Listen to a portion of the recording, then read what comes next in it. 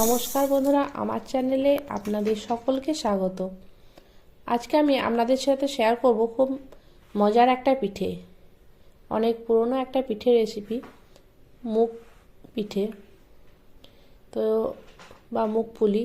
এটা বানানোর জন্য প্রথমে আমি মুগ ডালটাকে খুব ভালোভাবে ভেজে নিয়েছি শুকনো কড়াইয়ে।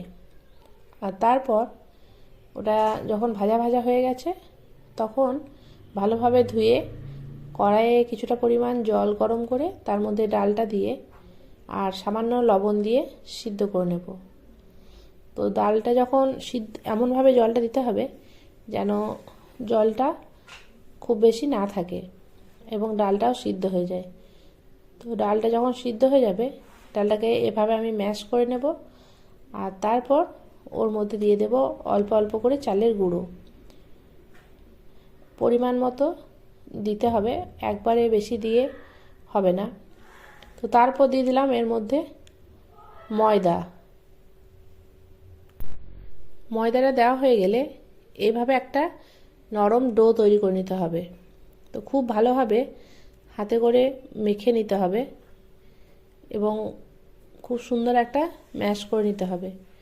তারপর এটা হয়ে গেলে এরকম ছোট ছোট লেচি করে কেটে আমি বাটির মতো আকারে করে এর মধ্যে দিয়ে দেব খোয়া ক্ষীর, নারকেল আর খেজুরের গুড়ের যে পুরটা রেডি করেছিলাম সেই পুরটা দেওয়ার পর মুখটা খুব ভালোভাবে বন্ধ করে নিতে হবে যাতে এটা ভাজার সময় ফেটে বেরিয়ে না যায়। তো এইভাবে মুখটা খুব ভালোভাবে আমি মুড়িয়ে নিলাম আর তারপর এইভাবে একটা শেপ দিলাম। আপনারা চাইলে যে যেমনভাবে শেপ দিতে পারেন। তো এইভাবে প্রত্যেকটা পিঠে আমি প্রথমে তৈরি করে নিলাম আর তারপর কড়াইয়ে তেল গরম করতে দিলাম। তেলটা যখন খুব ভালোভাবে গরম হয়ে যাবে তখন পিঠেগুলো আমি ভাজতে দেব। এদিকে একটা বাটির মধ্যে আমি দিয়ে দিলাম কিছুটা পরিমাণ জল আর তার মধ্যে দিয়ে দিলাম চিনি। এটা রসের জন্য তৈরি করছি। তেলটা গরম হয়ে গেছে, একদিকে আমি পিঠেটা দিয়ে দিলাম আর এখানে রসের মধ্যে দিয়ে দিলাম দুটো এলাচ। একদিকে রসটা রেডি হবে আর অন্যদিকে পিঠেটাও ভাজা হয়ে যাচ্ছে। তো পিঠেটা যখন এভাবে গোল্ডেন কালার হয়ে আসবে তখন একটা একটা করে আমি তুলে নেব।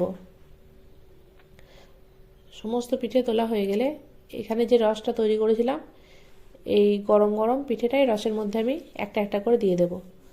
এই পিঠেটা চাইলে আপনারা ভাজাও খেতে পারেন, তবে রসে দিলে আরও সুন্দর হয় খেতে। তো রসে দিয়ে খুব বেশিক্ষণ রাখবো না, কিছুক্ষণ ডুবিয়ে নেওয়ার পরই আমি এটাকে তুলে নেব। আর তৈরি হয়ে গেছে আজকে আমার মুগ পুলি পিঠে। তো কেমন হয়েছে অবশ্যই কমেন্ট করে জানাবেন আর ভালো লাগলে আমার চ্যানেলটিকে সাবস্ক্রাইব করে দেবেন।